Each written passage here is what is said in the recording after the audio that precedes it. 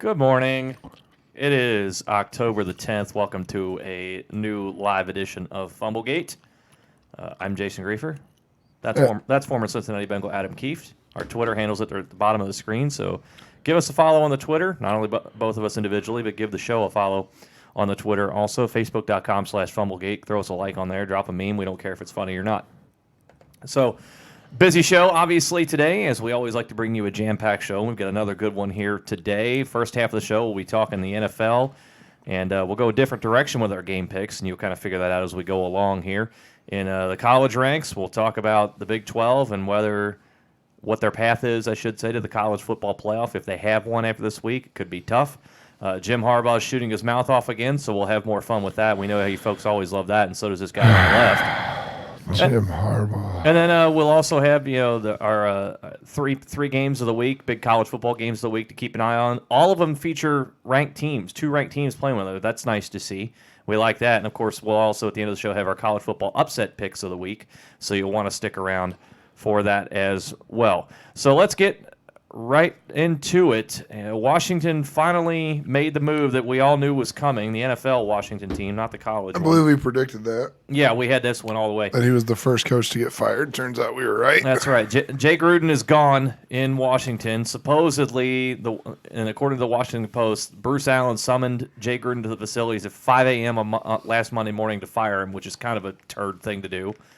I think it's kind of funny, but it's if I'm the guy who has to drive in, it's kind of a dick move. Although, I didn't get fired the same way, but they did make me come in to do rehab and then called me on the way home to tell me that I wasn't coming back the next day instead of just telling me while I was there. So I had to go back the next day and clean out my locker. I could have just taken it all with me, but that's pretty terrible. Yeah, well, who gave you that call? Did Duke give you that call? No. I assume it wasn't Marvin. No, it was not Duke. Bill Tobin. Oh, okay. The big guy, the angel of death, Bill Tobin. What the hell is his name? God, it's the short, pudgy guy they used to. He was on Hard Knocks, and they called me Angel of Death. He was the guy. Know. I forget his name. He's a high school football coach now. No, he was a coach at Moeller for a long time. You said short, pudgy guy. Yeah, he was a short, pudgy guy. So, I'm gonna have to look it up. So the only thing I have with that problem with that is if you were on the road last week, I could understand waiting till the next day to do it, but to do it the next day after you get blown out at home, and they were beating the Patriots for a while. They had a 65-yard end-around rush. They were up 7-0. Yeah, almost. And then the rest of the game happened. So Jay Gruden's gone. Bill Callahan is now the interim coach, and they're going back to Case Keenum, and Dwayne Haskins is back to third string. So we won't see Dwayne Haskins anytime soon, more than likely. So now, anyway, Washington's going to have a hole to fill, and the initial reports out there is that the brass in Washington may be interested in one Mike Tomlin. Obviously, things not going well in Pittsburgh. Roethlisberger's out. Mason Rudolph literally got knocked unconscious in the overtime loss to Baltimore this past week, so they're on a third-string quarterback, and things aren't going well for them anyway. They're still only a game ahead of the Bengals for last place in the AFC North. That's fun. We'll talk about the Bengals here in a little bit, too. Yeah, great job. Nevertheless, interesting that Mike Tomlin's name would come up here. And if you start to think about it, it kind of makes – you can kind of make some sense out of this. Now, if I'm Mike Tomlin, the only way I'm leaving Pittsburgh for Washington, and I could get why Mike Tomlin would want to leave because it's a tough spot Pittsburgh's in right now. Who knows what kind of succession plan they have for Ben Roethlisberger. It doesn't seem like they have one. But if I'm Mike Tomlin, I'd only leave to go to Washington if I got full control over football ops. I think you have to at this point because it's pretty obvious Dan Snyder can't run a franchise very effectively. Well, he and Bruce Allen. Allen has no clue whatsoever. I mean, at first when you put this on the rundown, I didn't think it made sense at first. But then I did a little research and I looked into it a little bit more, and it makes a little more sense. Tomlin's deal only runs through the end of next season, and they don't appear to be discussing an extension right now. Now, there's a long time between now and 18 months from now. And he's a desirable asset. He's never had a losing record in Pittsburgh. This year appears to be probably the first losing season that he's going to have. There is a bit of dissension. what leaks to the media and what's actually true, we don't know. But some may say that he's losing a little bit of control of the locker room. He's empowered Ben Roethlisberger to essentially make decisions in the franchise that aren't necessarily the right decisions for the franchise. So there's a little bit of I don't know how you say it. The logic to this, but it makes a little bit of sense that maybe it's just time for him to move on. And Washington, it sounds like Dan Snyder's seriously interested, so Washington may be willing to give something up to get him as a head coach because he is under contract through next season. So Washington may be able to trade for a head coach and give up a draft pick to get Mike Tomlin to come in.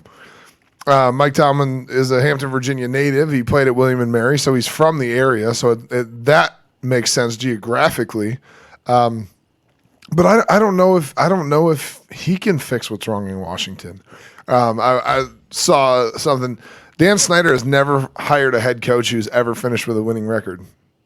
Every coach he's hired, Marty Schottenheimer, Steve Spurrier, Mike Shanahan, and then bringing back Joe Gibbs for a 4-year run, none of them had a winning record in their stint since he hired them. So is it hard to blame the coach? Like if you look at the list of coaches there, those are Hall of Famers. Hall of Fame coaches, and none of them could have a winning record. So like you mentioned, it may be a thing where Mike Tomlin says, hey, if you're going to do this, I want full control because I want to make sure that I can put the 53-man roster is up to me. It's not up to you.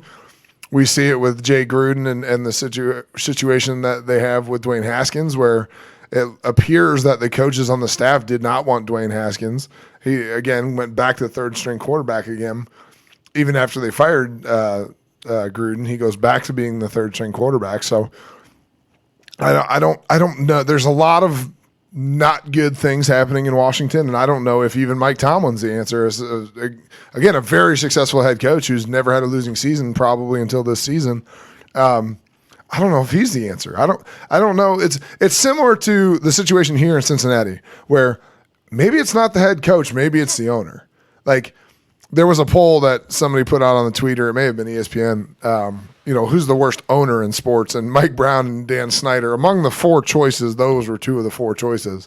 And deservedly so, because it's easy to point to a lot of things that both of those franchise owners do that just make you question what their true intentions are. What is the goal of their franchise?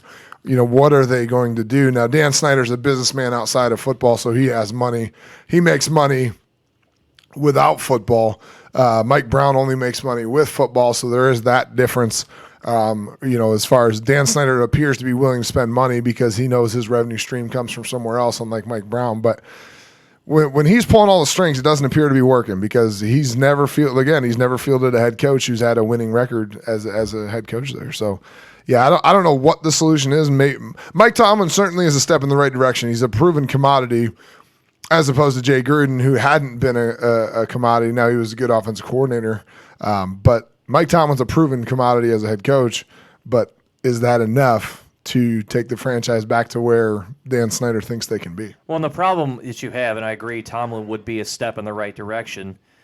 As you said, he's a very, very proven guy. He's won a lot, 8 playoff appearances. He's won a Super Bowl, and so on and so forth. And you would think, looking at a guy like Dwayne Haskins, similar type of build to Ben Roethlisberger, big guy, pocket passer, and has a big arm, and what have you. So you in theory have a guy you can develop and develop a similar type of offense to what you run in Pittsburgh now.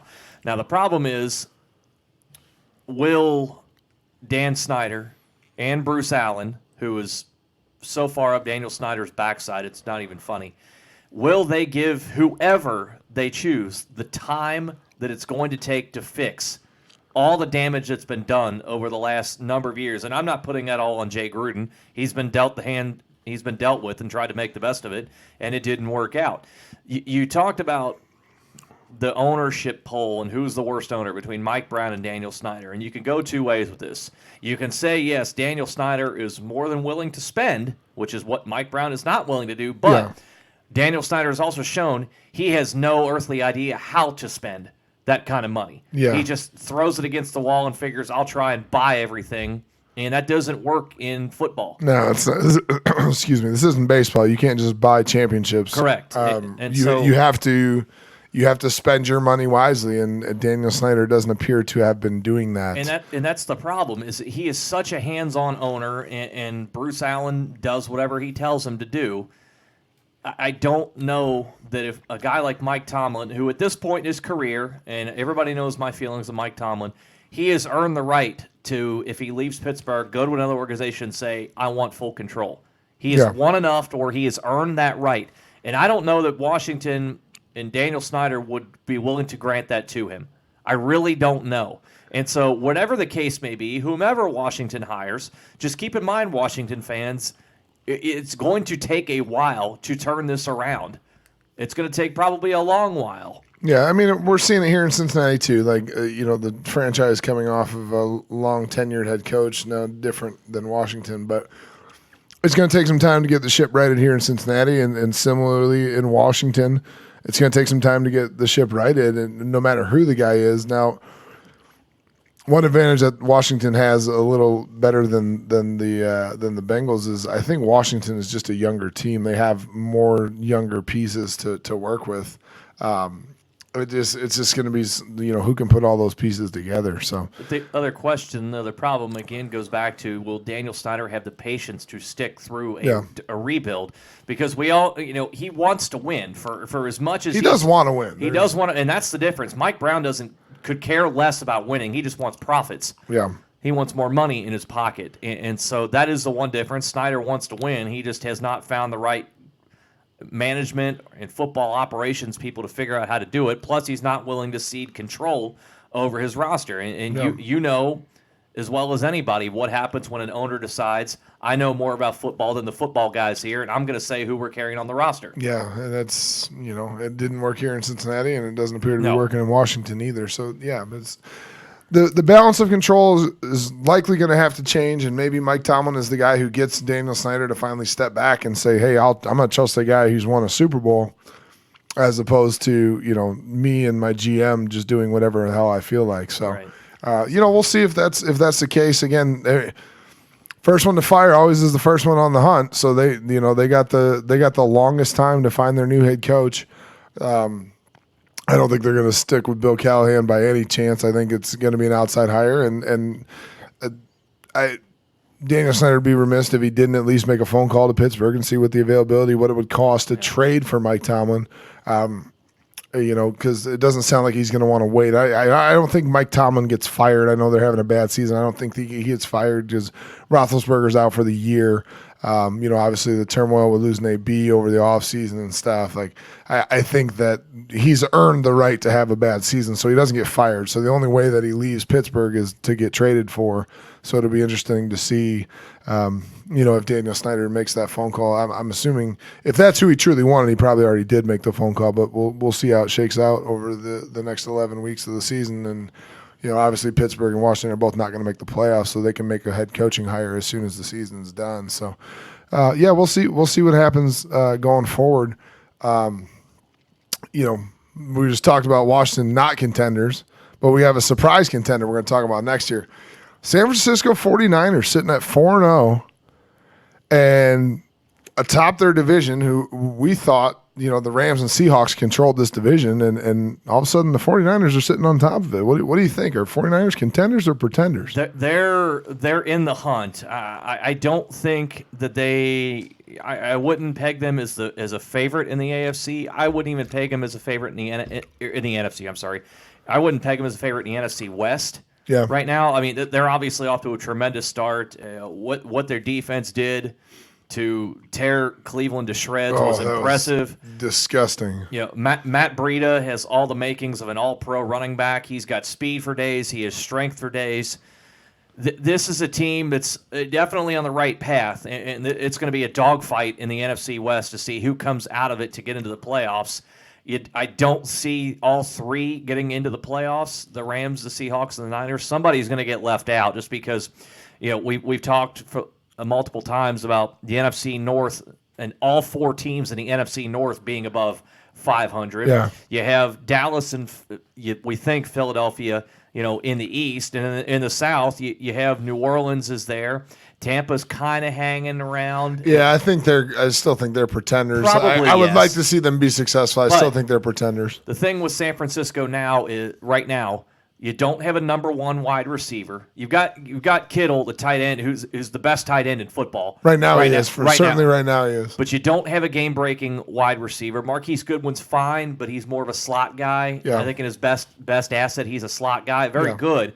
But you don't have that. And now you've got injuries piling up. You've got all-pro fullback Kyle Juszczyk. He's out for like 4 to 6 weeks with an injury. We already talked about Joe Staley. He fractured his leg against the Bengals week 2. He's out for probably another 6 weeks.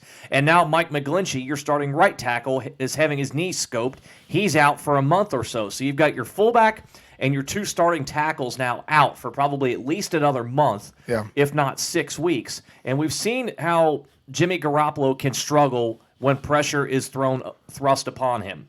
He's been better this season, don't get me wrong. It's taken him time to get going. You can also look at some of the opponents they've played have not been the greatest. Yeah. Cleveland, I think, is right now, people are starting to wonder what's going on here with Cleveland. We know Cincinnati is Cincinnati this season, and we're going to talk about both Cincinnati and Washington here coming up in just a bit. If I'm the 49ers, knowing what's going on right now and knowing the pieces that I have, the pieces that I don't have, and the pieces that are injured right now, I'd call up Cincinnati and say, what you want for A.J. Green? Yeah, I think we're going to talk about, trade bait here in a second. I think the 49, they're off to a really good start. That's the piece they're missing is the game-breaking wide receiver. Yeah, and if you look at the stats and where they are so far, they're a rushing team. They've rushed for more yards than they've thrown for, or almost more yards. And Jimmy Garoppolo just doesn't look great. He's 230 yards per game, but he's only 7 TDs to 4 interceptions. Like, he doesn't have a fabulous stat line.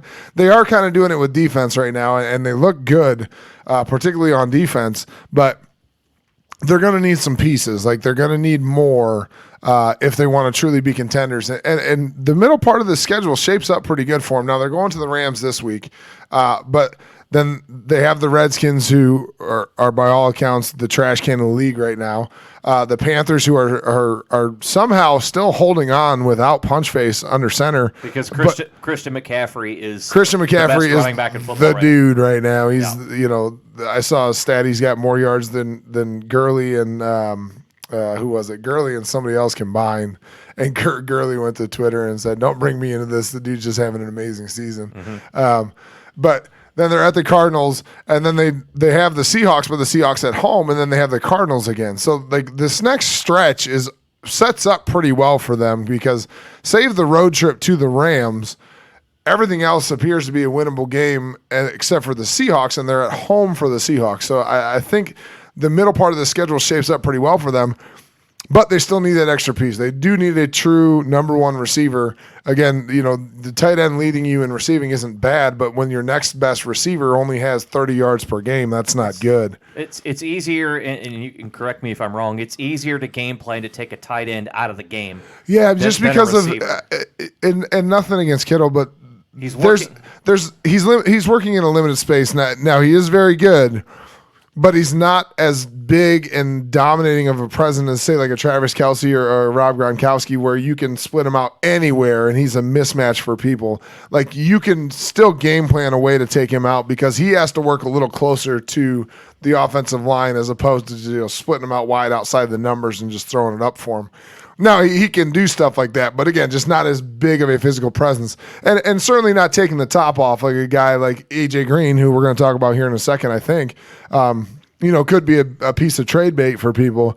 They truly don't have a receiver that's just going to take the top off. Like you mentioned, Goodwin, more of a slot guy. He can go over the middle, and he's going to catch stuff down the middle of the field, but really nobody, the ultimate example is a Randy Moss type, where you just run outside the numbers, stick your hand up when you're open. They don't have a guy like that. And if they want to continue to be successful going forward, especially with, about now both their starting tackle is going to be out, so their run game is going to suffer a little bit.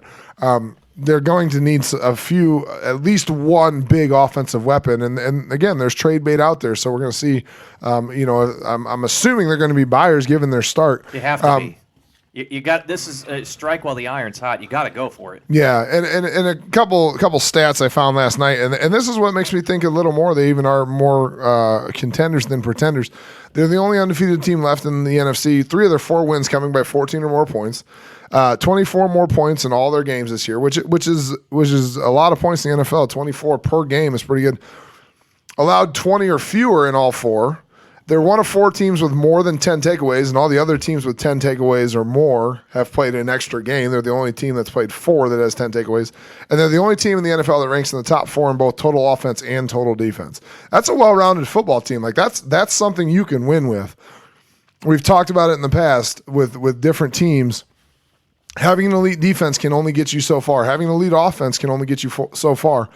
And it appears like the 49ers are very well balanced. Again, top 4 in both total offense and total defense. It appears they got everything going right. And we mentioned it before when on the air, or I mentioned it, that I didn't think it would be this soon. I knew Jimmy G coming off the injury was going to be a little slow coming off of it. They didn't have a great season last year. There were signs of improvement, but right now they look like contenders, and it'll be interesting to see going forward. Again, this next stretch isn't terrible for them. Only 2 teams with a winning record right now in the next 6.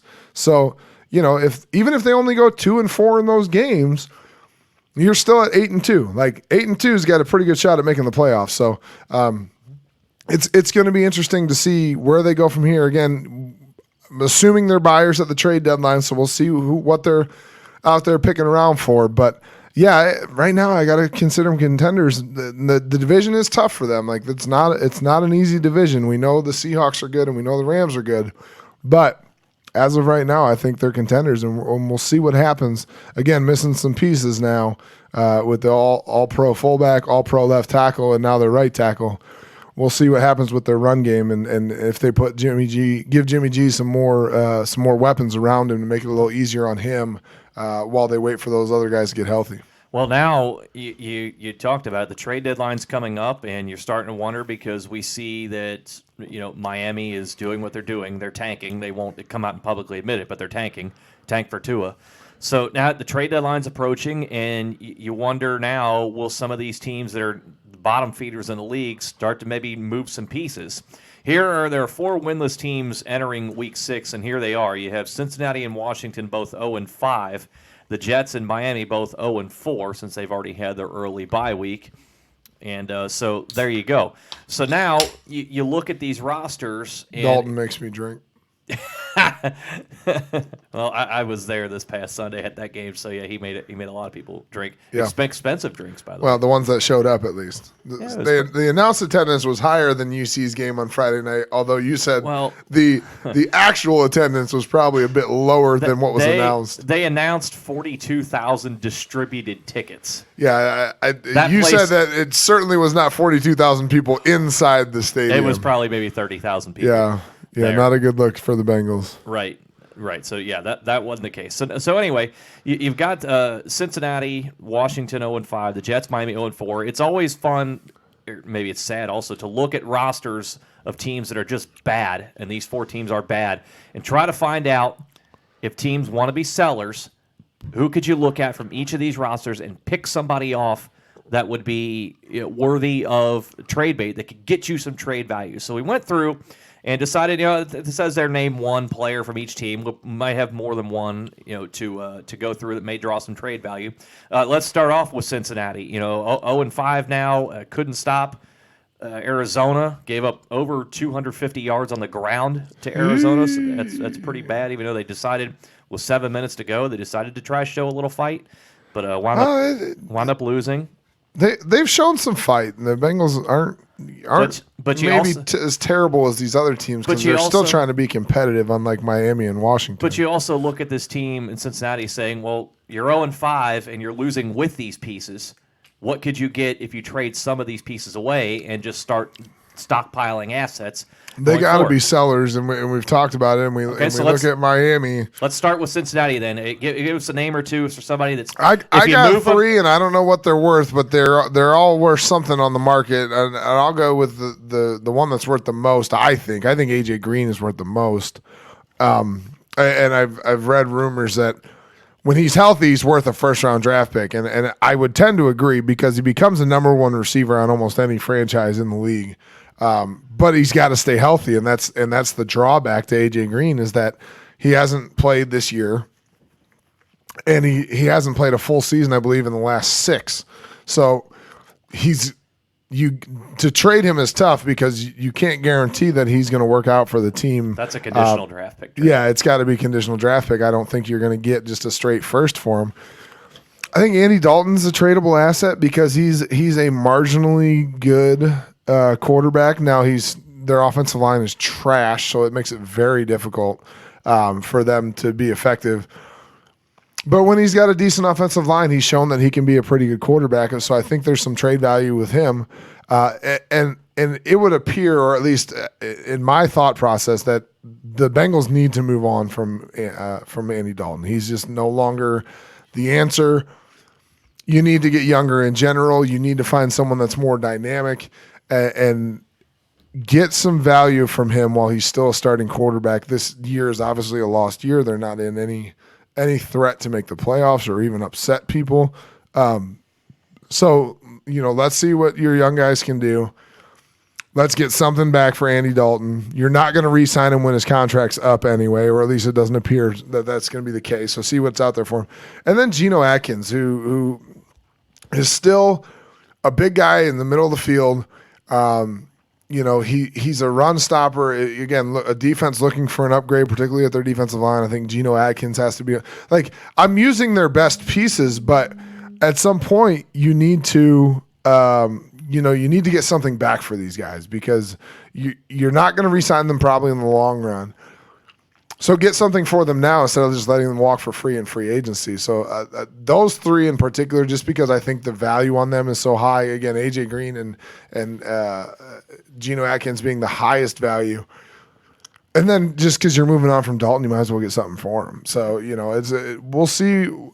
I'm assuming the Bengals are going to be sellers, but we know Mike Brown's kind of a dum-dum, and he doesn't always like to do the things that make the most sense. So if they don't do anything, it wouldn't surprise me. But if teams are calling, I think you got to pick up the phone and you got to say, hey, can we get 2nd and 3rd round draft picks? Because those guys are starters after you draft them. You got to go out and see if you can get picks like that to try and build a young roster with a new head coach who wants pieces a certain way. You got to get draft picks to do that. So, we'll see what happens with the Bengals if they're buyers or they're not going to be buyers, if they're sellers or if they're just going to hold with what they got. I'm going to go a little different here. I understand where you're going with some of those guys, but as you mentioned, AJ Green can't stay healthy. Geno Atkins is north of 30 now, and we know how the drop-off tends to happen for guys north of 30. It hasn't happened with him yet. Geno does have a cap-friendly contract. Most of his guaranteed money has already been paid. But I'm going to go a little different here, and Carlos Dunlap's another guy I think could garner some trade value for the Bengals as well. I'm going to go look at a guy here that may garner even more trade value. I'm going to look at William Jackson. They're a number 1 cornerback because Dre Kirkpatrick is nobody's number 1 corner. And no one wants that turd. No one wants that turd. What was his quote the other day? Is something about getting paid? I don't know. He's an idiot. And he sucks. If you don't like getting paid, Mike Brown would be fine if you didn't cash your paycheck. Well, you know that better anyway. Yeah. William Jackson, I'd look at him. He's set to make $9.9 million next year. I think it's the last year of his deal, maybe the second last year of his deal. But he's already proven himself. After missing all of his rookie season, he's worked his way into, I think, being one of the better corners in the AFC. He's not the best, but he's one of the better ones. And the big thing with him is he's only 26 years old. Yeah. You have a lot more time with him. You can get him signed to an extension. You can rework the money however you want to. If you need it to make more cap friendly, give him a bigger signing bonus and have him come down from $9.9 million. So I think Jackson's a guy you could easily draw a 2nd round pick. And if you're a team that's right on the cusp and you need a corner, you could probably pull a 1st round pick for him. Now it'll probably be a low end 1st round pick because probably a winning team. A contender who's correct. So going to be towards the bottom 10 is going to be after him. So I think William Jackson's a guy. If the Bengals want to get good value for, I think he's one that you consider. I know you only drafted him in the 1st round 4 years ago, but you can get value for him now because again, like I said before, you're not winning with him, and much like the guys Adam talked about, why not try and get something for him? Let's move to the Jets. I'm going to stick on the defensive side of the ball, and I'm going to stick at corner. I'm going to look at Darryl Roberts, a guy who's a proven starter for the Jets. First year of a 3-year, only $18 million deal, which for a DB, that's chump change Yeah, it's pretty nowadays. cheap, especially for number one corner. He's on pace to set a career high in tackles, which you don't necessarily like as a cornerback, to be honest. Well, not for the team he's currently on. You know, correct. the Jets shouldn't be a fan of that, but you do know that he's going to come up and make tackles. Now, correct. you'd assume the team that's going to trade for him won't need their corner to make a bunch of tackles, but correct. It's nice to know he can. So I think that's a guy right there who has a very good contract value for a couple of years. It's not going to hurt you too big in the on the salary cap, and a guy like him, cap friendly deal, not one of the more well known guys. You could maybe a fourth round pick for him and get yourself a starting cornerback, corner to for go a forward. pretty cheap value. So yeah, I like Darryl Roberts as a guy. Again, it's hard to find some guys on these teams that are so bad to find tradable assets, and that's where I look through like salaries. Like obviously Le'Veon Bell is a huge trade asset, but they've got so much money tied up in him. Yeah, that I don't they've invested a lot. I don't know if anybody would want to take on that much money. The Jets, who you got? I got outside linebacker Jordan Jenkins. He's their best pass rusher. Three plus years into his career, he's got 13.5 sacks, 124 total tackles. It makes sense as trade bait because he's a half-year rental. He's at the end of his deal, so you could trade for him and then re-sign him. Or if you're just looking in the pure short term, you get him for 10 games this season, and obviously you would assume the playoffs if a contender's trading for him. But he offers you some pass rush value, and he's an edge guy for a team that's needing some pressure on the quarterback for a little bit better defense. I think that'd be a good pickup for them, and the Jets, again, not playing very good defense anyway. So you might as well go ahead and deal. Edge rushers are always valuable commodities because as we know in this league, pressuring the quarterback can win you football games. Miami Dolphins. I got Kenyon Drake, a team that's looking for a running back, and it's probably a number 2 running back at this point, but this is a guy who can be a 3-down back, but probably going to be a 3rd-down back if he gets traded for. But you look at his career, he's averaging 4.6 yards per carry, 9 touchdowns on the ground, but he also has 869 receiving yards, 8.1 yards per catch, and 6 more touchdowns as a receiver, and he also returns kicks. So you talk about a moving piece and an offensive weapon who averages, again, 4.5 yards per carry, 8 yards per catch, and returns kicks. A team that's out there, and particularly anybody who has a running back go down, you're going to be looking for a guy who can step in and can play well. Actually, he was, before Miami decided they were just going to go full tank mode, he was averaging over 5 yards per carry before this season. Now this season he's only averaging around 3.5, I believe. So that kind of brings his career average down. But again, an explosive guy who can run, he can catch, and he can also return kicks. I think he's a trade asset for a team that's looking for a number 2 running back, a 3rd-down running back, or somebody who loses a running back for the season. He's proven that per touch he can get you yards, and that's something that, again, having a running back and that can play all 3 downs. You look at a guy like Todd Gurley or Christian McCaffrey who can come out of the backfield and catch a pass and can run between the tackles too. They're valuable assets in this league, and Kenyon Drake appears to be a guy who so far in his career can do that.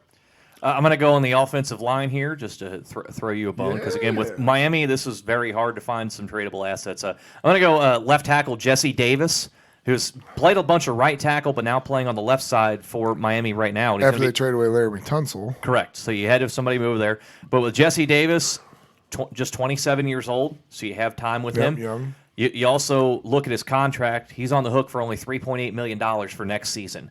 And you also have an out clause in his contract after next season. So a team out there that maybe needs an offensive lineman, maybe if you're a contending team and you need a piece, you put him at right tackle because usually with contending teams, you're pretty solid at left tackle. Yep. Move him over to right tackle. He's played a lot of right tackle during his time, and it's not often you find guys that can start the league at either tackle spot that are only on the hook for $3.8 million. Yeah, that's a pretty cheap. Again, it's funny to think of it this way now from the time when I played, but $3.8 million is cheap for a starting tackle in the NFL. The other thing also included at that, you have an out clause after 2020. So if he doesn't work out, you only have 1 year at $3.8 million. Yeah, it's relatively cheap to get rid of a guy. He has a year to prove himself, and he winds up proving himself. Then he gets paid, and everybody's happy. So I think Jesse Davis would be a guy if you're a contending team needing a tackle, probably more so right tackle than left tackle. I think Jesse Davis is a guy you want to call Miami about, and maybe Miami picks up another the third-round draft pick or something for him. Washington's the last team, and this was the hardest for me to try to find somebody. See, I think this one's easy. There's the obvious one out there. I try to go somewhere different because they want so much money for the guy that I'm sure you're going to mention here. And it's even funnier to me, too, that I went with this option. I went with their kicker, Dustin Hopkins. And I say that because he's making $2.2 million, which kickers don't get paid much anyway. But, that's cheap for a starting kicker. It's fair for that, but you also look at his numbers. Throughout his career, he's made 85% of his field goals. He's only missed 6 extra points in his career. 95% of his extra points he's made. So yet to appear on the kicker of the week. And we've seen how it's a rotating drum of kickers being signed and released, signed and released, signed and released. Having a solid kicker is apparently becoming a lost art these days. Correct. You see here's a guy that's he's been pretty good throughout his career. As I said, he's been in the league, I think 5 years now, 5 or 6 years. He's only missed 6 extra points. Yeah, on top of making 85% of his field goals, and again, $2.2 million for a kicker as you said, is proven a commodity as a kicker is needed.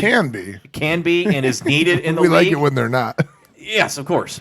But he's a guy, a kicker. Obviously, no team's going to give up a high draft pick for him. You get a 5th or a 6th round pick at best, and a lot of times, as we know, 5th-round picks don't always work out. Yeah, they suck sometimes. Yeah, they really do. So, I mean, for a guy that can win you games and possibly win you playoff games with his foot, why not take a flyer on a kicker there? Because obviously he's not winning games at Washington because the offense doesn't do anything to help him. So no, they're not going anywhere. So I went different there. Give us the obvious one in Washington. The obvious one's Trent Williams, and he doesn't want to play for Washington anyway. So it's time to figure out what you can get for the guy. Now he wants an extension. He is 31 years old, but he's also a 7-time Pro Bowler, and 7-time Pro Bowlers don't come around every so often. Like I don't know how you find a more effective left tackle than Trent Williams, and if you look at the history, like he's really, really good. Like he's a 7-time Pro Bowler for a reason.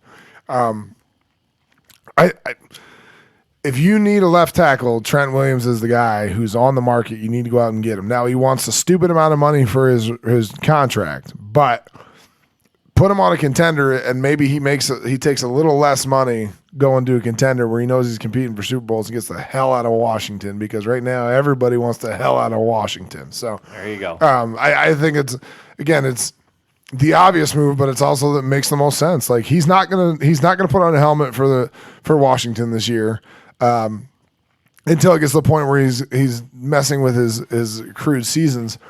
And even then, it's going to be one of those deals where they put him on the 53, and then he's going to have a tweaked hammy all season because he doesn't want to play for them. So I think you have to trade him. He's unhappy there anyway. Go out and get some for him, and I think he commands a 1st-round pick along with another pick. Like I think he's worth 2 picks. He is a starting Pro Bowl tackle. That's worth the 1st-round draft pick, and it probably you throw in a 4th or a 5th.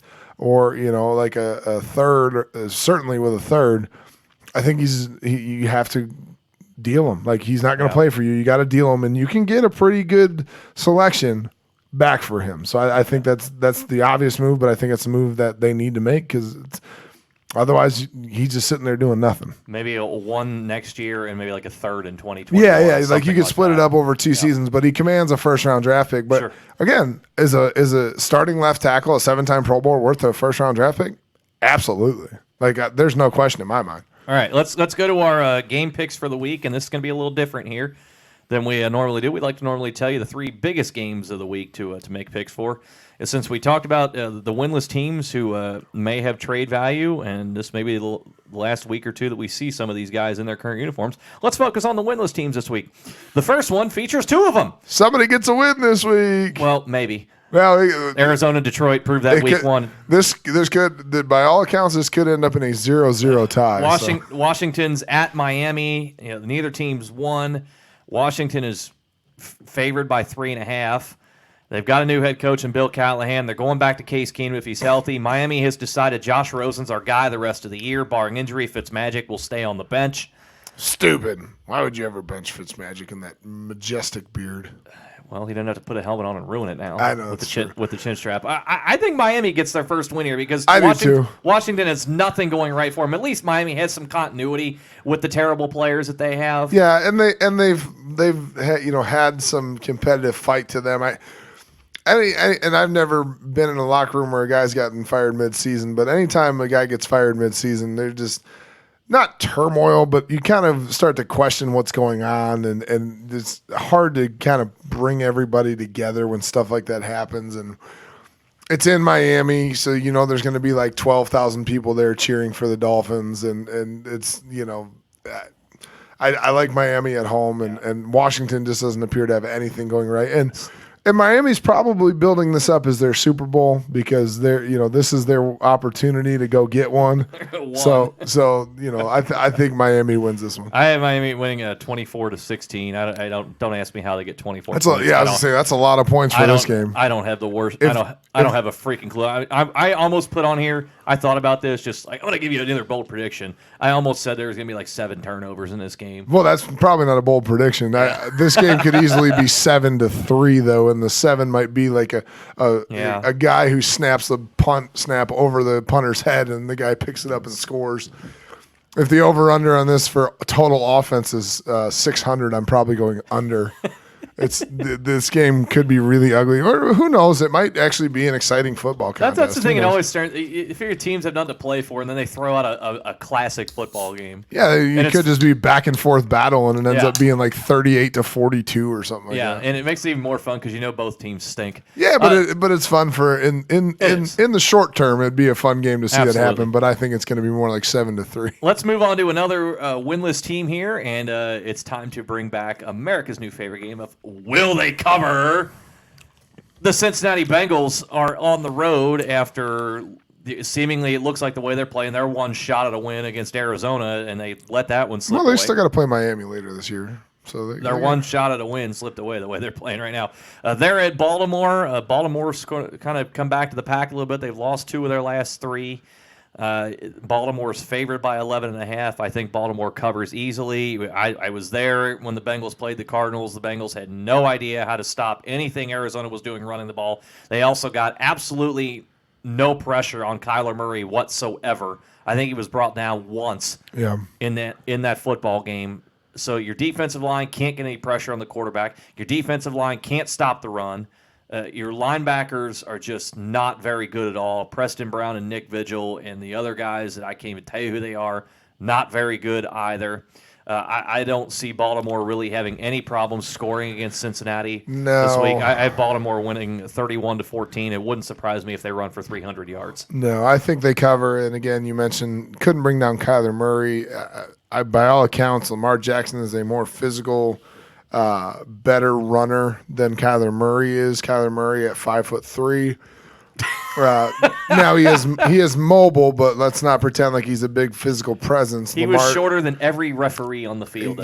He's watching him line up next to his running backs, and his running backs are 6 inches taller than he is. He's actually 5'9". Yeah, well, 5'3". I think he's listed at 5'11", which is similar to Drew Brees. But I would love to see Drew Brees and he back to back because I don't know that Kyler Murray would be within an inch of Drew Brees. Murray would be looking up Brees' nose. Yeah, so Just, I don't think Cincinnati's competitive in this game. Cincinnati's going to be bad for the entire season. Again, playing the Dolphins, I believe it's in week 15, might be their best shot at winning a game this year. But you have just nothing competitive. Nothing about this game reassures me. I think Baltimore covers the 11.5, and the Cincinnati goes home licking their wounds after this one. You have, as we've talked about, the worst offensive line in football, and it's not even close. Oh, it's so bad. You have Billy Price starting again this week at left guard. Somebody put on the tweeter, here we come, 11-5. Right, yeah. Good luck with that. You have, John Ross has decided he doesn't want to play again because he's hurt, and what he's always hurt. Go figure. Exactly. AJ Green. He's not playing either. Appears to.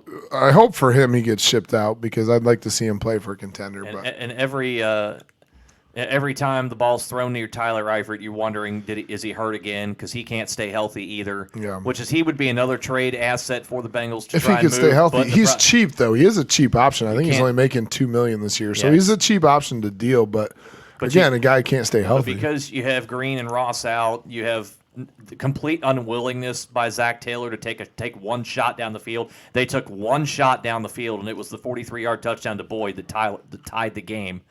So that was it, and just an ardent refusal to do it. So why would defenses sit back and play deep? But anyway, let's move on. The other winless team, the New York Jets, they're at home this week against Dallas, licking their wounds after Aaron Jones ran bonkers on them down in Dallas a week ago. But the Jets get Sam Darnold back. His spleen is okay now. That's good. That's good to hear. Finally over the mono. Getting back from the mono there. Sure, this is going to make a difference. Yeah, Dallas favored by 7 on the road. I think Dallas wins this one and they cover. I have Dallas winning 30-16 because it's going to take a little time for Darnold to get back into game shape, and I think Dallas is going to be pretty steamed after a stinker of a performance against Green Bay a week ago. Yeah, Dallas coming off the loss, they didn't look very good in that loss, and I just nothing about the Jets impresses me. I think Dallas goes into New York and they win this one and get back to 4-2 and try and right the ship and move from here going forward. By the way, while we're talking about Dallas,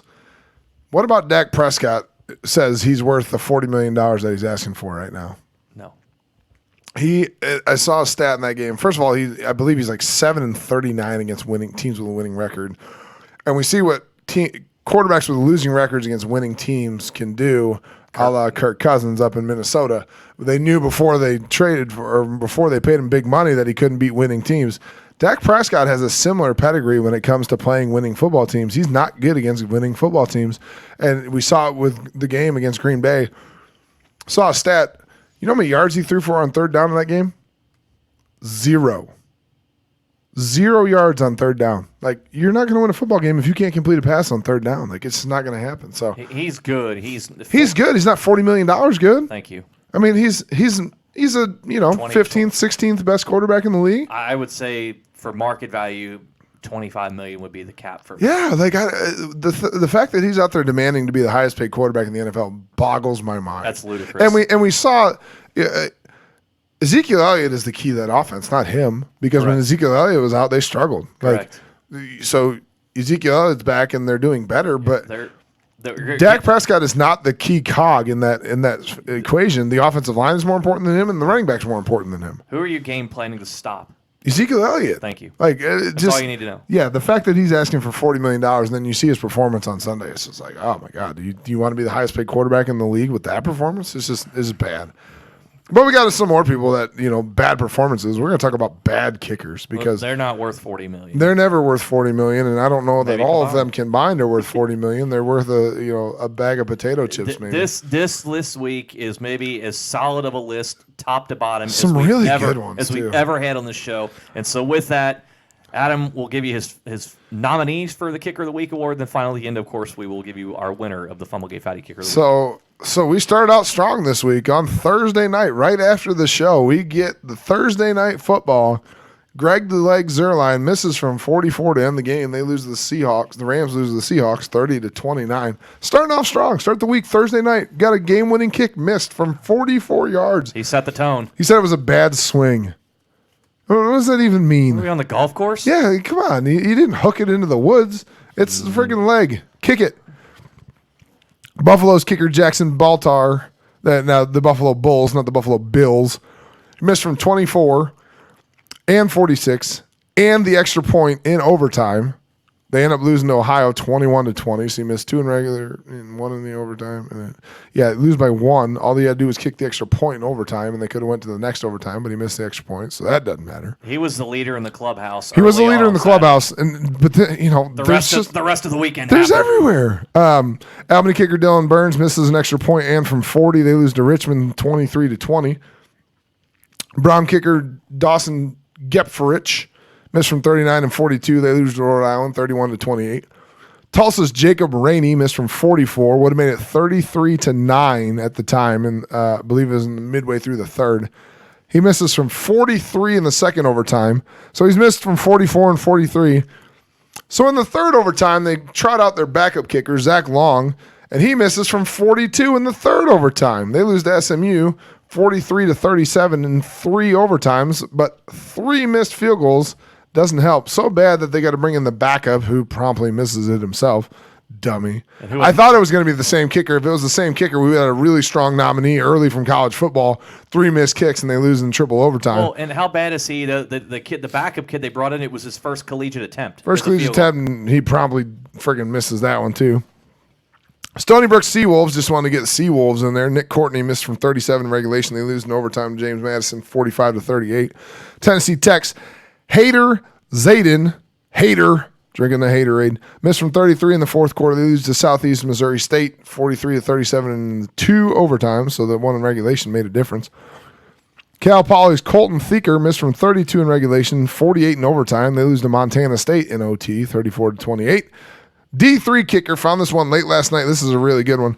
D3 kicker Catholic's Fabrizio Riley blocked from 38 in the second overtime, misses from 19 in the third overtime.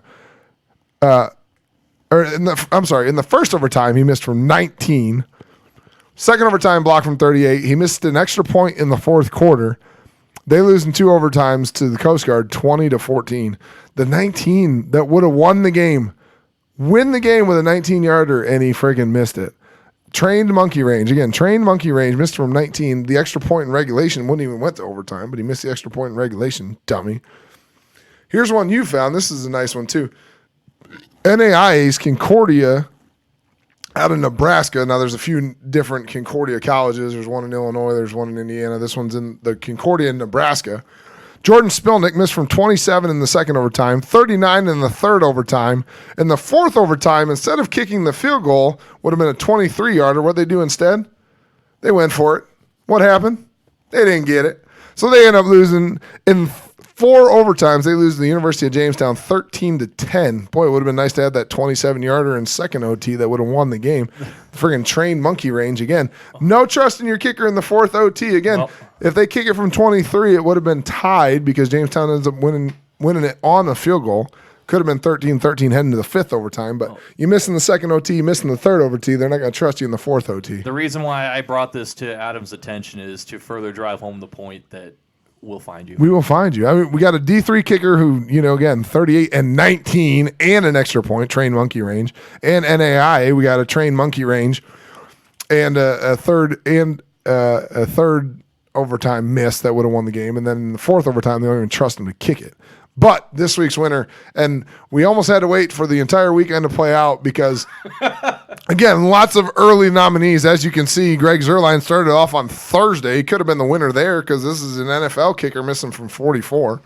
Literally lost the game because there was no other plays to happen after that. But Cairo Santos says, you know what? Hold my beer. He missed 4. 0 for 4. First kicker ever to go 0 for 4 in a game. Cairo Santos misses from 50. Again, these are long field goals, but guess what? He's made them from this depth, and they were all wide right or wide left. He didn't miss any of these short. Misses from 50, misses from 36, misses from 33, again, just outside of extra point range in the NFL. And then from 53, they lose to Buffalo 14-7. 12 points left on the board. They could have had 19, but they leave 12 points on the board. And what's the end result of all this? He don't have a job no more. Cairo Santos gets fired. He wins nothing except for the Fumblegate Fatty Kicker of the Week. Oh, by the way, they signed, who they go out and sign? Cody Parkey, double doinker from Chicago, who double doinked the field goal to miss in the playoffs for Chicago to lose. So Cairo Santos was so bad, he goes 0 for 4, that the Titans went out and signed a previous Fumblegate Fatty Kicker of the Week to take his place. Are they you win this week, and then you go out and the Titans sign a guy who had already won before. Just unbelievable. I love it. Are they trying to tank? I don't know what they're doing.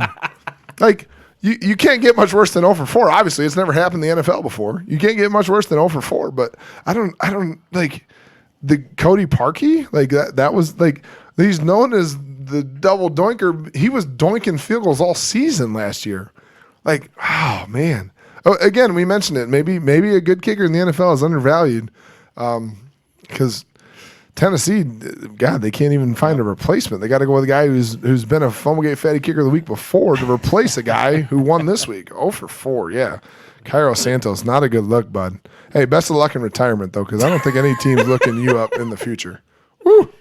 Bad. He'll get a workout somewhere because he's a kicker. Talk about bad, though. Let's talk about Let's go to Michigan's offense. Let's go to college, and man. Jim Harbaugh just can't help himself. Keep your foot out of your mouth, Jim. You dumbass. Just continue to shoot out just verbal diarrhea, week after week. And they made America suffer through one of the worst top 25 games you will ever see.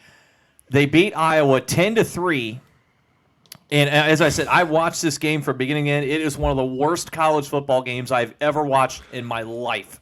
Oh, it's so bad. And I was watching my son's baseball game, and you kept texting me like, this is so horrific. Go watch this. Go find a replay of this game, and take it upon yourself to go throw yourself off a bridge after watching Look it. at the drive. Just look at the drive chart from this game, and you sent it to me. It was just so bad. Punt, punt, punt, punt, punt, interception, punt, punt, punt, punt. Like, just a bad football game. And again, from a team like Michigan who thought they were contenders coming into the season, Vegas thinks they're contenders, gives them 10-1 odds to make the college football playoff. But Jim Harbaugh still thinks maybe they are, because after the game he comes out and says, what?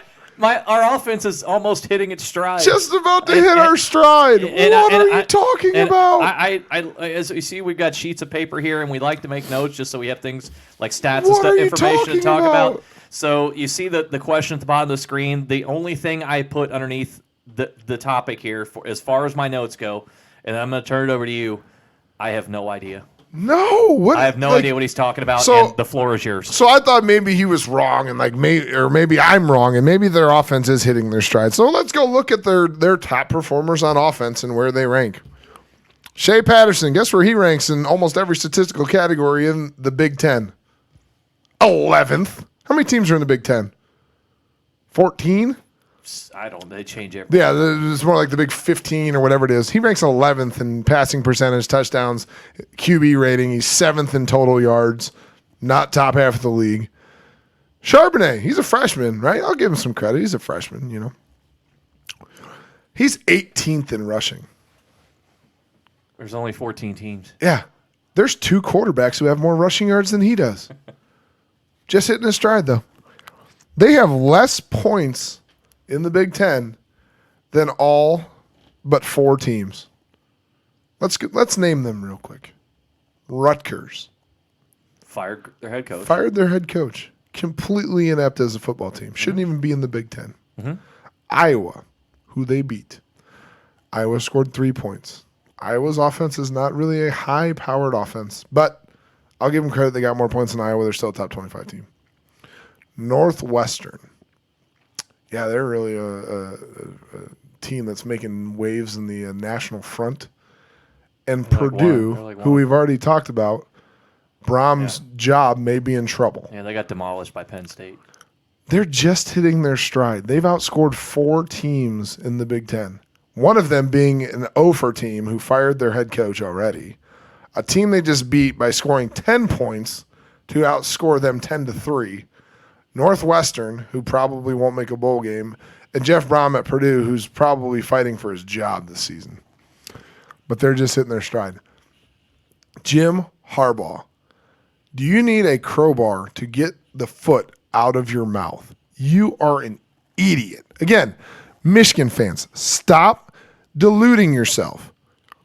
You are confused. You are no longer a national powerhouse. And that's okay. That's okay. We've talked about this before. Be satisfied with winning anywhere between 8 and 10 football games per season and playing in a bowl game somewhere around New Year's Day. Now, I looked at the latest bowl projections. They're actually predicted right now to play in a December 30th bowl game, so they're not getting a New Year's Day bowl game as of now.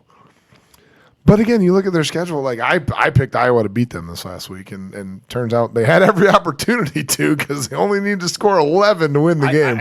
I took Michigan. If you go back and watch last week's episode, I said I took Michigan only because it was home, and I also said, if you go back and watch, you can say this is going to be a shit game. It was. And it was a terrible football game. It was a toilet clogger of a game. It is going to, if I'm a Michigan fan, I'm a little scared. A little? For what's going to, no. Their season is completely done for. Like their season, you're not going anywhere but down from here. I'm a little scared for 3 of their last 6. Yeah. Particularly scared. By the way, they're gonna win this week. They're going to win this week at Illinois. Lovie Smith. This might be the week Lovie Smith finally gets fired. You're going to Penn State in a night game, in a whiteout. You're going to get drugged. Penn State's really good. Notre Dame is going to smack that ass. Notre Dame might shut them out. Notre Dame might shut them out. Maryland, who knows what Maryland they're going to get, but they're at Maryland. So who knows what's going to happen. Sparty, who played really well against the Buckeyes for the first half of that football game. They may shut them out. Sparty's defense is pretty friggin' good. That's now I know Ohio State scored 34 points, but if you look at the first half of that game, the 3 and outs that they put them in, Michigan State could have been in control of that game early. They had 6 plays inside their own 20 and ended up with 2 turnovers, but they hold Ohio State to 1 field goal on 2 turnovers inside their own 20. Michigan State's defense is good. That Michigan State game, I will say right now, the first one to 10 points wins that game. It might be. It might be a 10-3 Iowa against Michigan score, and I think Michigan State's the one that gets to 10 in that game. And then they'll beat Indiana. But that last game of the season, we all know what game that is. By the way, the game. Yeah, it's in the big house. It'll be a big crowd, and they'll be cleared out by halftime. Yeah, that Ohio State might score 60 in that game, and they should.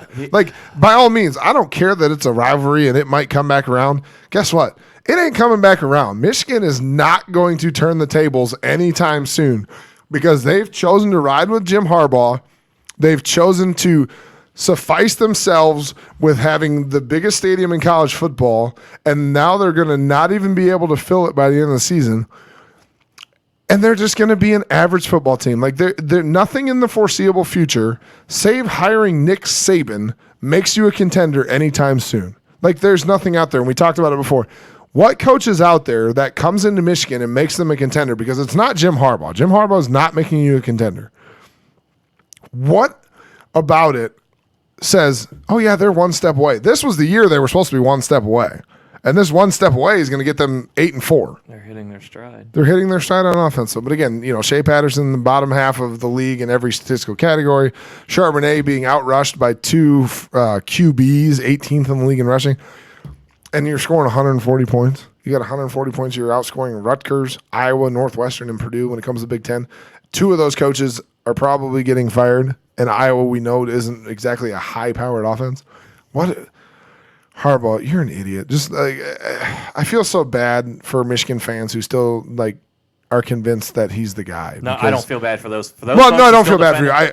I feel bad for their therapists because they probably go sit on a couch in khaki pants and a big Block M T-shirt and say, But he was supposed to be the savior for Michigan football. There has to be a growing contingent within that fan base, a sensible contingent of the fan base that understands that he is not the long-term solution. Well, it hasn't hit home with the alumni yet because the alumni aren't calling for his head just yet, and they probably should be. All right, so let's move on from him. And here's a guy who probably is the answer for a lot of schools out there, and he certainly is for UC from where they came from, Tommy Tuberville. This guy turned it around in short order, and they're looking pretty good again. Again, a correctly predicted upset. UCF coming into Nippert and getting smacked by the Bearcats. Yep. Correctly predicted here, but it appears to be the beginning of the end at UC for Luke Fickell because he appears to be moving on somewhere else. So what looks like a good landing spot for Luke Fickell? Because at this point, I think we both agree that's an inevitability at this point. Luke Fickell will not be coaching UC's bowl game. He will be recruiting for a new school by the time it comes. His buyout's pennies on the dollar. Yeah, $2.5 million to buy him out after the season, which is cheap. You're going to have schools saying you want cash or check. Yeah, it costs more. It costs more for UC to fire him than it does for them to buy him out. Correct. So it is a cheap buyout for any school that's coming calling. $2.5 million these days is very cheap. He's doing a really great job at Cincinnati, and as we said last week, Bearcats fans enjoy him because he's not going to be there much longer. It's just the way it's an inevitability of college football. It's just the way it works. They just don't. It's not a destination job, unfortunately. And they just don't have the money to keep up. No, you can't. You can't write the same check that an SEC or a Big Ten school can. I think Tennessee should call. I think he'd be stupid to take the job. Tennessee. Other than Tennessee's a shit show, and I don't know. Given with what happened with the Butch Jones situation, and they're totally separate situations, but I think even Tennessee is going to hesitate a little bit with that one, just because of now in their mind they got burned by Butch. I don't know that was necessarily Butch's fault if you look at the results since he left, but. Yeah, I think Tennessee gives them a call, but I think even they know that that's probably not the right solution in Knoxville. Southern Cal would be an option if they decide to move on from Clay Helton. They keep going up and that's down. Urban Meyer's job if he wants it. Correct. We all know that. That's Urban Meyer's job if he wants the USC job. The other option that it's interesting to discuss anyway would be heading back to Columbus. There's discussion that some NFL teams may come calling for Ryan Day and may throw him the kind of money and the kind of control to lure him away from Columbus. He has said, Columbus is where I want to be. I'm an Ohio State guy, and that's all well and good, until an NFL team comes along. Until $50 million is in your face. Well, and college teams can match that, but what you also can have too is teams say, we'll give you full operational control over football operations. So and some guys, and maybe Day is one of them. Some guys like that challenge of seeing if they can do it at the next level, and maybe he's one of those guys. If that were to happen, Luke Fickell's going to Columbus. Well, 100%. If the Ohio State job is open, Luke Fickell's taking the job. He's already been the head coach there once. He had the season when when Urban was suspended. He's coached the bowl game for them up there. Like, that's his job. If it's open, it's his job. You don't even they will send a private plane 2 hours to come pick him up because that is his job 100%. I would also being an alumni amplifies it even more, but that's Luke Fickell's job if it's open. I don't know if it will be open. The ones that intrigue me the most are the other jobs within the Big Ten that are likely going to be open, and if he would be willing to take them to compete against a team he has such strong ties to. And we saw it with Chris Ash at Rutgers. Didn't work out for him there, and I don't know that anybody fixes Rutgers, but one that is particularly appealing to me are both the Iowa and the Northwestern job. If either Kirk Ferentz isn't going anywhere. I'm not sorry. Iowa State. No. I'm sorry. Illinois, or you don't think Illinois is a job for him? He's got it better now since he does it. He probably does. That's true. The one that to me that is probably the most intriguing that's not in the Big Ten would be Vanderbilt. Because Vanderbilt has some really, really nice facilities, and your window of opportunity at Vanderbilt is going to be so much longer because Vanderbilt just doesn't have the tradition. They're going to give him the time to build, and they have the facilities, and they have the money, and they're going to – if you bring in a guy like Luke Fickell, you're going to have to be willing to spend to make improvements.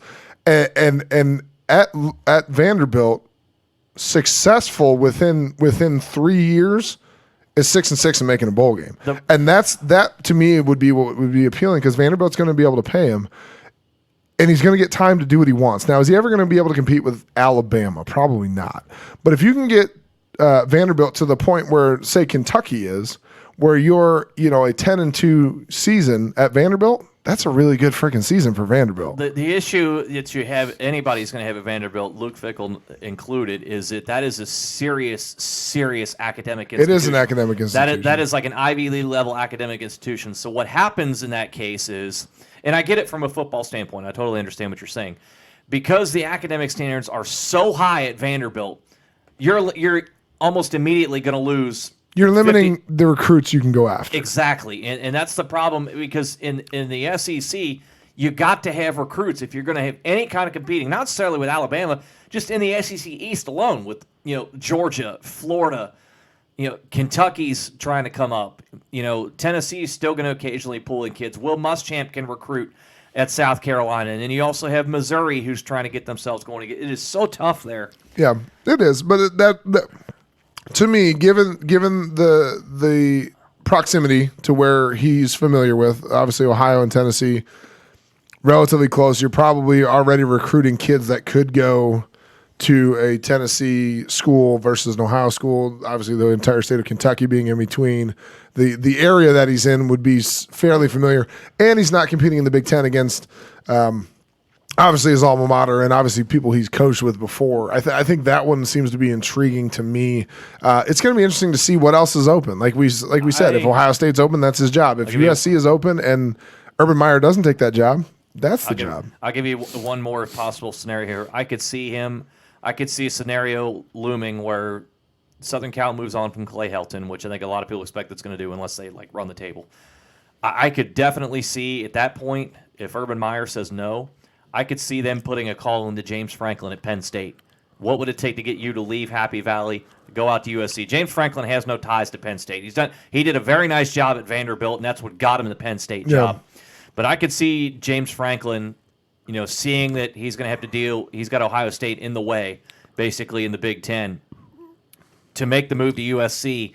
And if that Penn State job comes open, I think one of the first calls they make is to Luke Fickell. That's an interesting scenario because I think that's one that you can't turn down. I don't think you can turn down Penn State. That's too good of a one to turn down. It's too alluring because, again, we mentioned teams that are schools that are invested in their football. They're all in. Penn State is all in on football 100%. Like, that is the only sport that matters at Penn State. Right. So it'll be interesting to see the scenarios.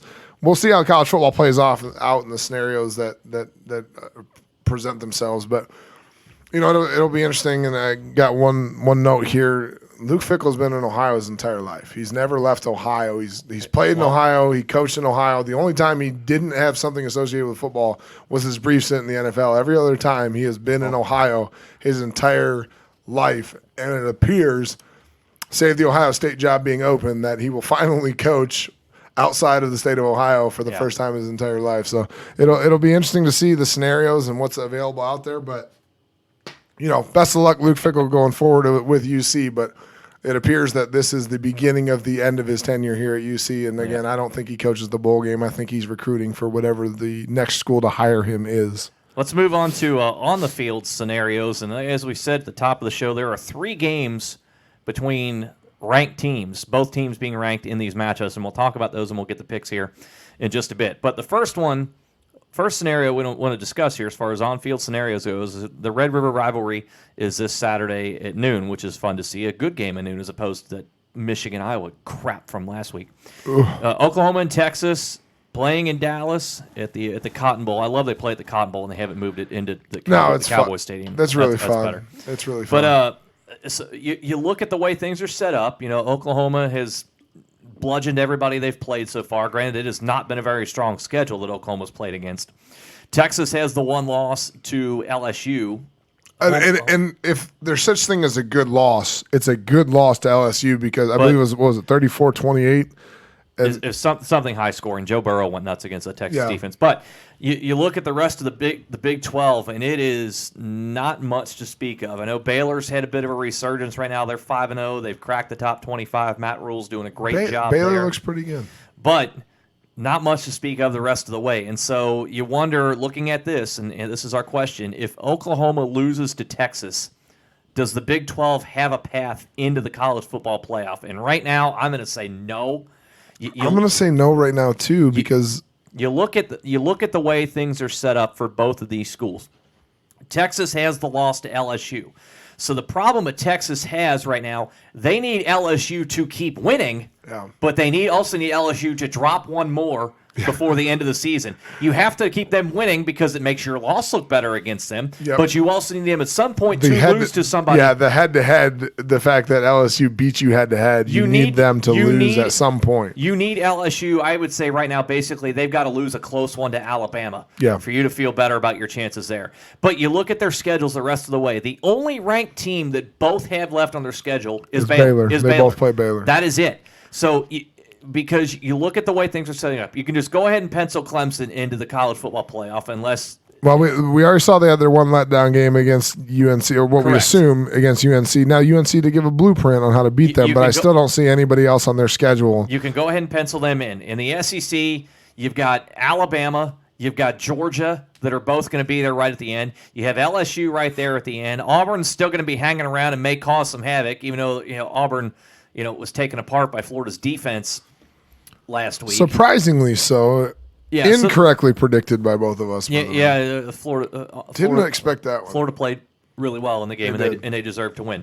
So you've got all the SEC schools, and then You also have now both Ohio State and Wisconsin looming. Now they're going to play each other towards the end of the year. Probably twice. and it appears that they're going to play each other twice. They may play twice in a span of 3 weeks, but you have both of those schools to try and navigate through. Yeah. You would basically need, if Texas wins, you're going to need those two teams to split their meeting. Yep. You're going to have Ohio State win the first one because it's at the Horseshoe, and then Wisconsin turn Win around. the Big Ten championship. Correct. You'd need those two to split their matchup. Yep. It's you just look at all those things. There's too many what-if scenarios. Yes. If Oklahoma loses, now obviously the way to control it is you win out, but then by the way, Notre Dame's hanging out. Yeah, but by the way, Notre Dame doesn't look so bad right now either because their only loss is a really tough loss to a Georgia team who was probably going to be undefeated going into playing Alabama. So, it's or whoever it is in the SEC championship game. It's not a good scenario for the Big 12 for Oklahoma to lose because I think either one of these teams could be in the playoff, but the problem becomes other people have to lose. You no longer control your own destiny. I don't think the winner of the Big 12 with one loss is a shoo-in for the college football playoff, and that's the scenario. If Texas beats Oklahoma, you would assume whoever wins the Big 12 championship is going to be one of those two teams. But again, they will each have one loss, and I don't know that puts them in the college football playoff. And the other thing is with that is the winner of this game has to win. Has to go on to win the Big. It has to win the Big 12, and they have to obviously win out just with the one just loss. to even have a chance at it because we assume there's no question. Save somehow all of the SEC teams having 2 losses. There's no question that an SEC team is getting in. At this point, there's no question that Clemson's getting in. Mm-hmm. At this point, there's no question that Ohio State, if they remain undefeated, is getting in. Mm-hmm.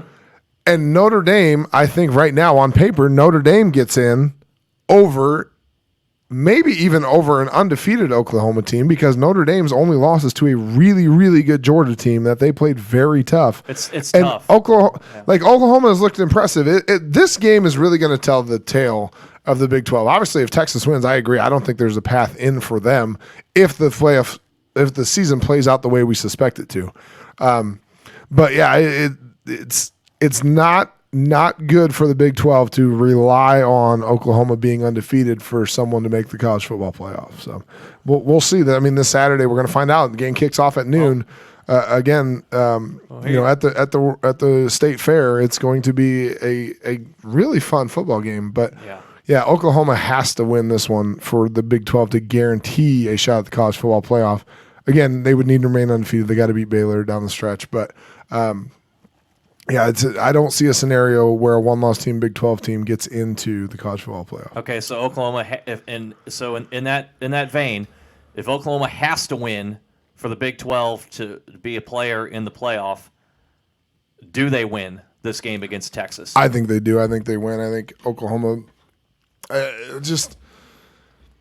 Texas has played tough. They played tough against LSU. But you look at some of the recent results, a game that you predicted could be a loss for Texas, the West Virginia game. Yeah, freaking quarterback throws 4 picks. Yeah, if West Virginia wins. Yeah, West Virginia wins the game if the quarterback doesn't throw 4 picks. The tough close one against Oklahoma State where they only won by 6. I trust Oklahoma's offense more than I trust Texas's defense to stop them from scoring. Yeah. I just think Oklahoma's offense is going to score the points and Texas won't be able to stop them from scoring. I think Texas is going to score their own points. I just don't see a scenario again, to beat West Virginia by 11, they had to get 4 turnovers. I don't see them getting 4 turnovers against a team like Oklahoma. I don't think Jalen Hurts turns the ball over that many times, and I think that makes it easy for Oklahoma to win this game. As long as they protect the football, Oklahoma wins this game easily. If they have a few turnovers, it's a little closer, but at the end of the day, I think Oklahoma wins this game. Yeah, there will be a lot of points scored in this one, as it seemed to be the case over the last few years, because both teams' offenses are just so good. Over-under's at 76.5. What do you got?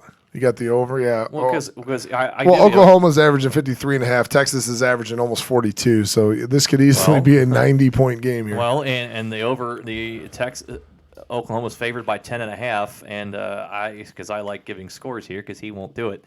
Yeah, I agree with I agree with your point about Texas's defense. It just continues to underwhelm. It should be better than what it is given the talent they have. But I have Oklahoma winning the game 51-40. Yeah. So right on that line. Yeah. But I just don't see Texas. Texas has to create some turnovers, and I think they're also going to need an off game from Jalen Hurts. Yeah, because right now he's the Heisman front runner in my opinion, and Yeah. he doesn't appear to have a chink in his armor at this point. Like right now, he's playing really good football. Yeah. Over 1,500 yards in the season already. Only 2 turnovers now. Ellinger only has 2 himself, but just nothing currently worries me about Oklahoma's offense. And again, if Texas doesn't create turnovers, they don't have a chance in this game because I don't trust them to get enough stops to outscore Oklahoma. So the only way to get enough is to give their offense extra possessions, and I just don't see them getting enough turnovers in this game to make a difference.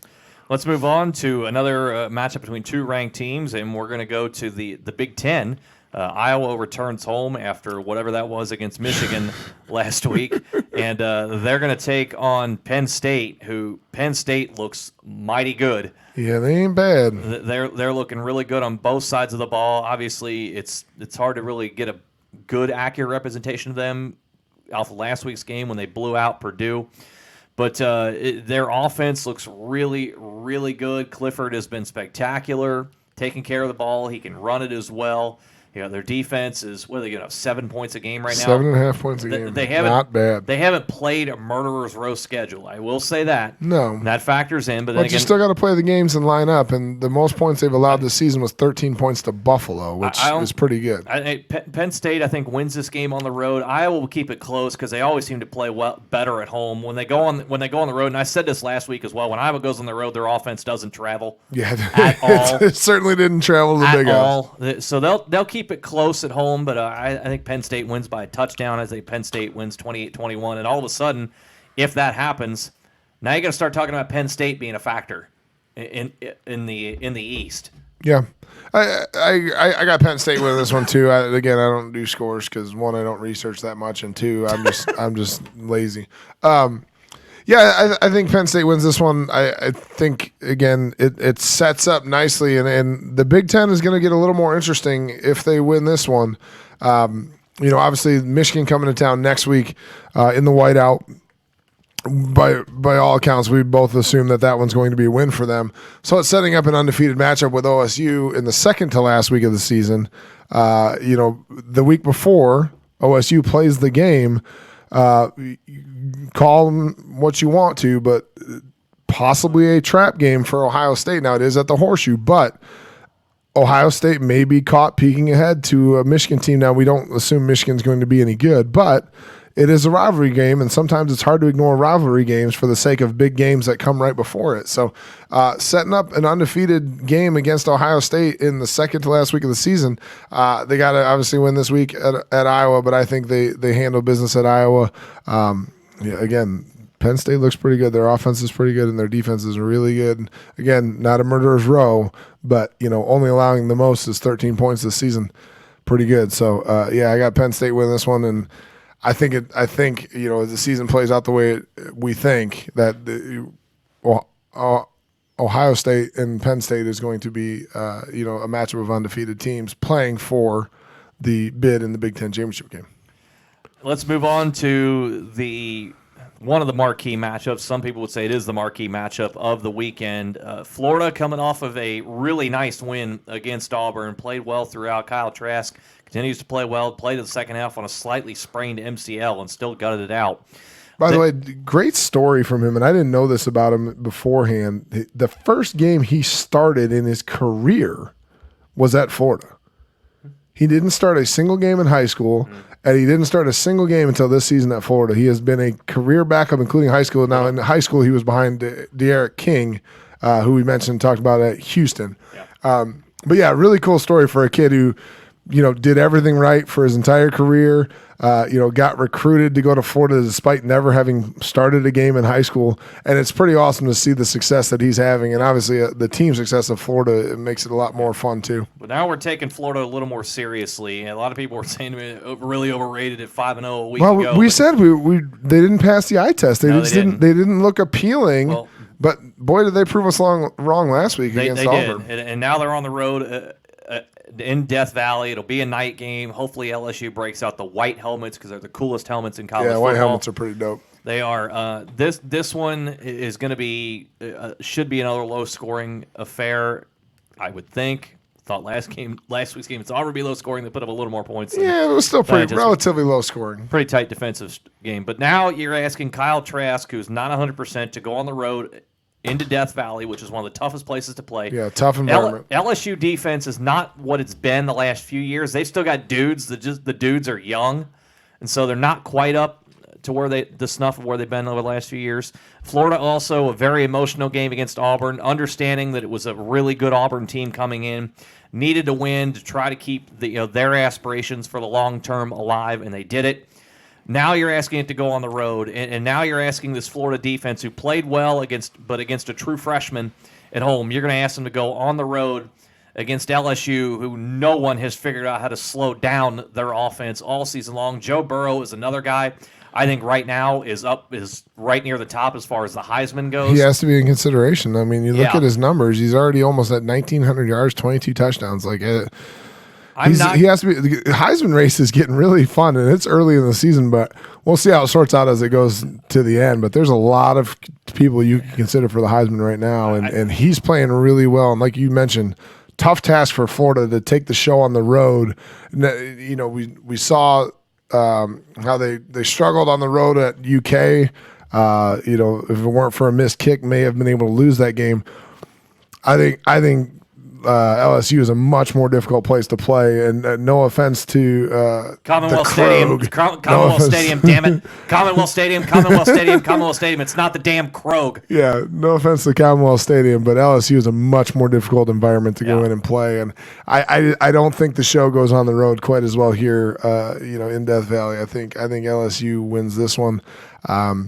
It wouldn't surprise me if they win it handily. I'm hoping this is a good game. I'm hoping this is one of the more exciting games of the weekend, obviously.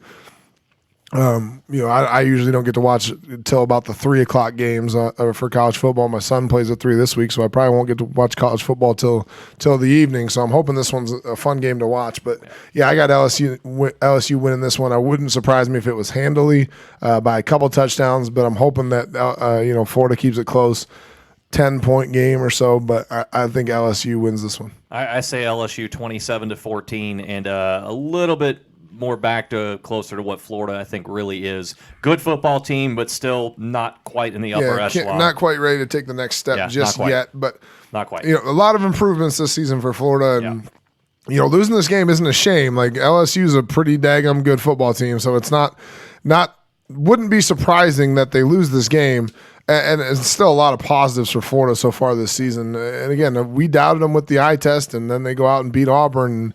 And if they beat LSU, who knows? Like, who knows where it goes from here? But yeah, I think LSU wins this one. If they beat LSU, then all of a sudden they're a player. Yeah, they're obviously contenders if that's the case. So there you go. There's our picks for the week. We're unanimous on those: Oklahoma, Penn State, and LSU. Getting wins there. So now, as we wind down the show, as we always like to do, let's give you our upset picks of the week, and I'll get mine out of the way, and then let Adam have the floor here. I'm going to say this was another tough one to try and pick through one that was a realistic chance of happening, because you want to say, you know, so and so will beat a top 5 team, but just not really. Don't think it's going to be the case. So some people want to say Texas A&M could beat Alabama. Texas A&M just underwhelms. I know it's in College Station, but anyway, I digress. I'm going to say Houston brings Cincinnati back down to earth a little bit. Your upset pick beats my upset pick from last week. Houston over Cincinnati here. I think Cincinnati, you know, Luke Fickell's done a great job there. Probably won't be there next season. If he is, good for you, Bearcats, for hanging on to him for one more year. But you also have a program that, as Adam said, still has guys left over from Tommy Tuberville who aren't used to being in this type of situation, aren't used to beating ranked teams like they did against Central Florida. And so I wonder there if there's going to be a hangover effect. The trip down to Houston's never an easy one to make. Granted, it's, you know, probably 2.5 hour flight, maybe a 3 hour flight down there, but you still got to travel away. It's a middle of the afternoon kickoff. It's a 2:30 local time kickoff, 3:30 Eastern time. So you have that. Houston's also fighting to try and get bowl eligible. They're 2-3 now. They don't have Derek King, so they're trying to look for a signature win and try and prove to everybody that Dana Holgorsen was the right hire. Dana Holgorsen has the program going in the right direction. And bowl eligibility is obviously the goal for them right now. Yeah. And I think a win here over Cincinnati would do that and help save some face for the program after King and a couple other guys decided to take the rest of the year off. So I think Houston gets this one over Cincinnati. You're not going to be surprised if Cincinnati wins. Not going to be surprised if Cincinnati wins in a rout. But for the purposes here, I think Houston beats Cincinnati, brings them back down to earth just a bit. Well, I got one, and maybe I'm not as outrageous, but I got the Fighting Mike Leaches going to the Sun Devils and beating the Fighting Herm Edwards. Thought about that one. You always dog me about not doing the ranked upsets. Well, I got a ranked upset for second week in a row. I got Washington State, who what they are doing some weeks, who knows? They give up the 40 points in the fourth quarter to UCLA to lose that one, and they go out and only put up 13 against. We know this is a really good Utah team, but give up or only score 13 against Utah 2 weeks ago, coming off their bye week. Going to Arizona, I know it's a long trip. It's going to be warmer there than it is in the Pacific Northwest. Appears that the temperature is going to be near 90, but 3:30 kickoff is going to be the heat of the day. But I just nothing about Arizona really impresses me. Arizona State, I'm sorry. You watch the Michigan State game and how awful that game was. We got a kicker of the week out of that game, but they've got a good defense. They got a good defense, but Washington. I like one of those matchup deals. I like Washington State's offense more than I like Arizona State's defense, especially with 2 weeks to prepare. And Mike Leach, he's the golden quote guy on the mic, but he's over the bye week. I think he got some things fixed on offense. They probably going to be a little more explosive this week. I got them going on the road and beating Arizona State. I trust. I hate this is disgusting to say. I trust Washington State's defense over Arizona State's offense. That's true because Arizona State's offense is awful. Yeah, knowing that Washington State has given up something like 101 points the last 2 weeks, Arizona State, just can't serve. That was what I was thinking about. But, so there you go. So I have Houston beating Cincinnati. Adam has Washington State beating Arizona State. And with that, we're going to wrap up here this week on Fumblegate, and we certainly appreciate you joining us there. Twitter handle's at the bottom of the screen, so give us a follow, give the show a follow, Facebook.com/Fumblegate. Give us a like on there as well. And who knows? Who knows what we'll be talking about next week? We'll always be talking about bad kickers because we always, Yeah, there's always somebody.